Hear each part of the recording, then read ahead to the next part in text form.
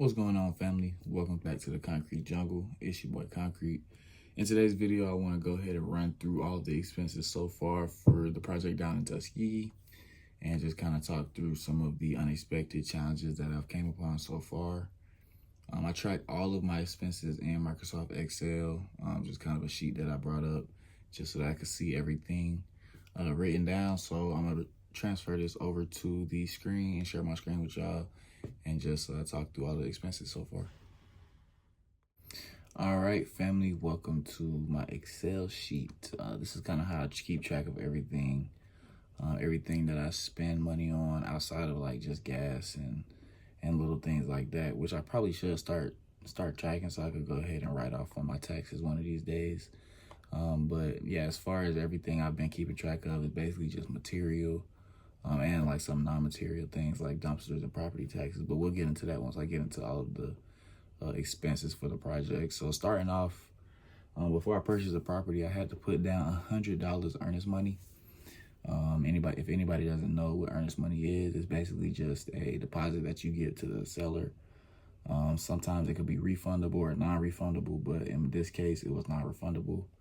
It's basically just a deposit letting the seller know that you're serious about purchasing the property and that you're not there to waste their time. Below that, you can see that I had to pay $418 for a home inspection. I went ahead and got the home inspected before I purchased the property, and this was during the period of due diligence.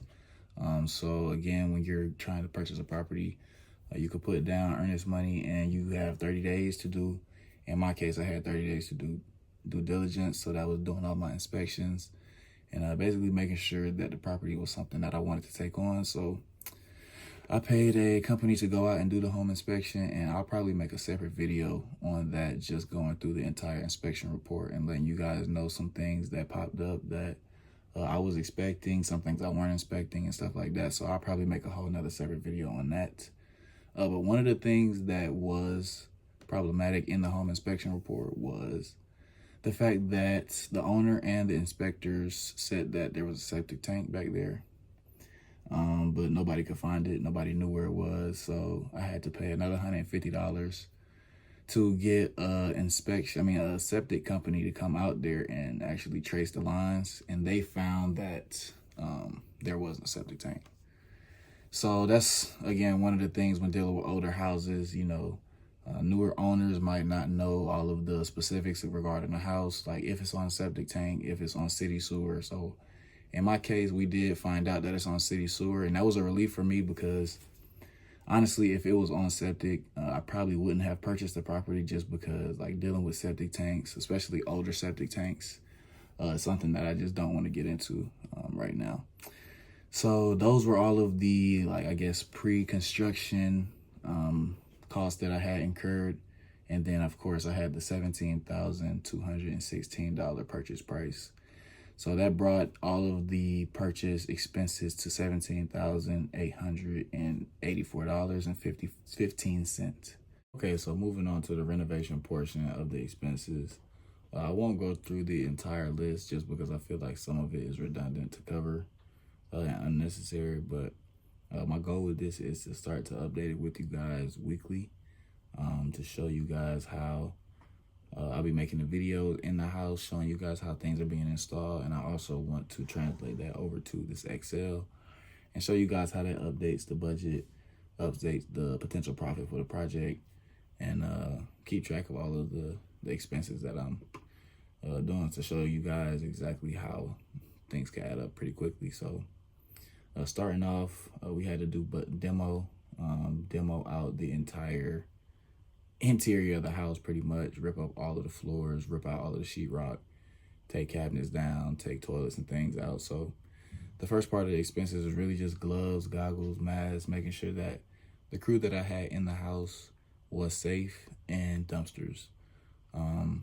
Dumpsters was pretty much one of the first wrenches in the project, honestly, because the guy who I originally met and built a relationship with, he was dropping the dumpsters off for $395 for 4 days. So I would get the dumpster, and it had a 2-ton limit. You could see here on August 5th of last year, so Today is actually August 3rd. So pretty much a year ago, I went over the 2-ton limit, and he charged me $54 for that. So I ended up paying a little bit more for the first dumpster, but for the first 4 dumpsters, I was paying $395. And then he ended up selling his company. I don't know if he sold the company or if he just sold the trailers, but somebody ended up taking over. And now they are charging me, $450 for 3-4 days. So that's kind of slowing down my progress on getting the dumpsters. I kind of like pile trash up now, like in different portions in the house, just so I could kind of save money and make sure that when I do have a dumpster come out, that it's worth it, because paying close to $500 now rather than before is kind of something I didn't expect. But again, when you're investing in real estate, that's some of the things that you have to have in the back of your head. You always have to have extra reserves just to make sure that things change, you're always ready. Again, buying masks, buckets for moving sheetrock and things like that. As you can see here, this mini chainsaw, this generator are highlighted in red.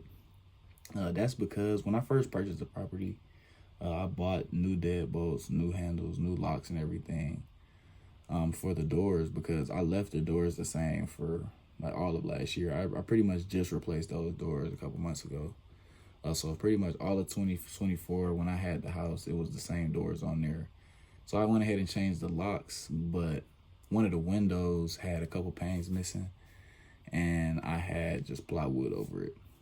So one of the weekends I went down there, I left my generator and my chainsaw and a couple other little items in there, and somebody actually broke in the house and stole my generator, stole my chainsaw. So that's something that I also did not anticipate happening, actually.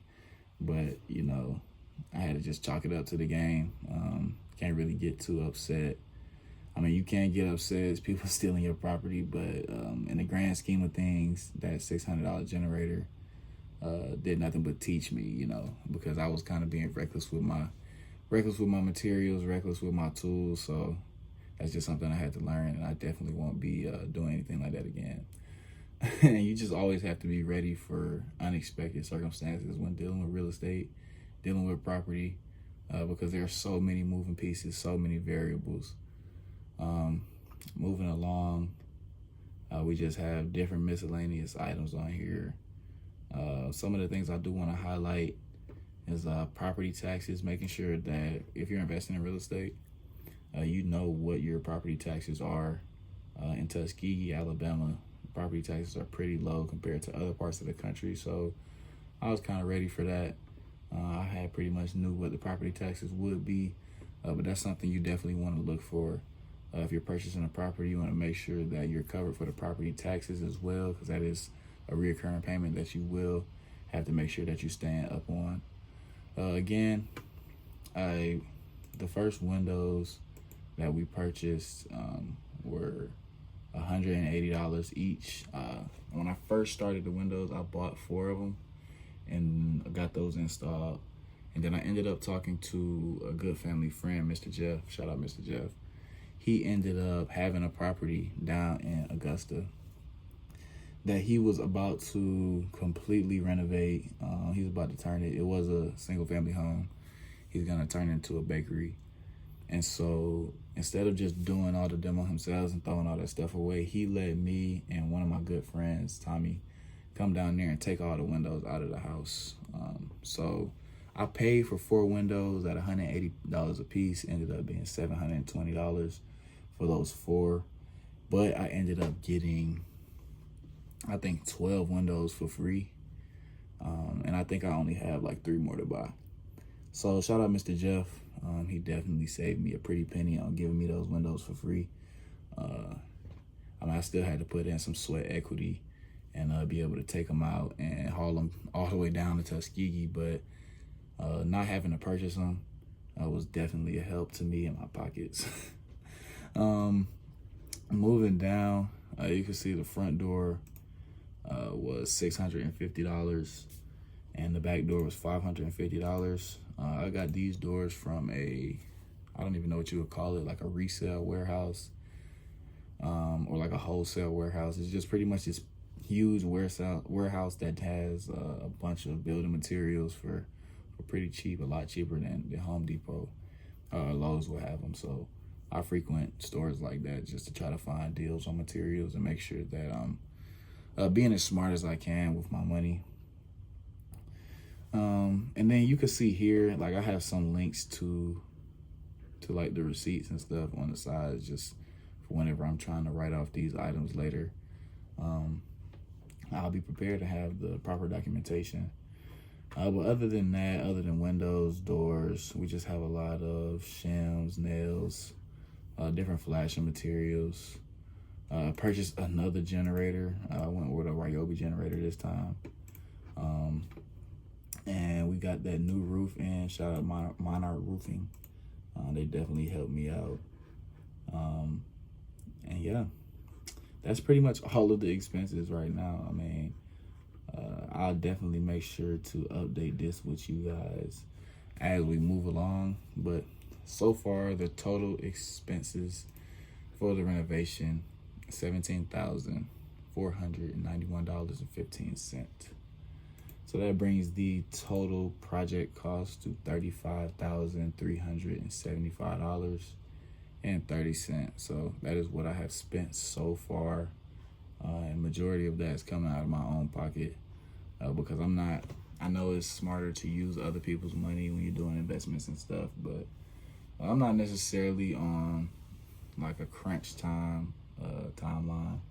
I don't specifically have any schedule that I'm trying to hit. I'm really just trying to learn as much as I can doing this project. And doing that, like, yes, it is taking a lot longer than it should, but I am also learning a lot more than I could if I was to just sub everything out and let someone else do everything for me. So I'm definitely excited to take you guys on this journey, excited to show you how all of these expenses add up. So yeah, if you enjoyed content like this, make sure you give it a like, and hopefully I'll see y'all in the next one. Peace.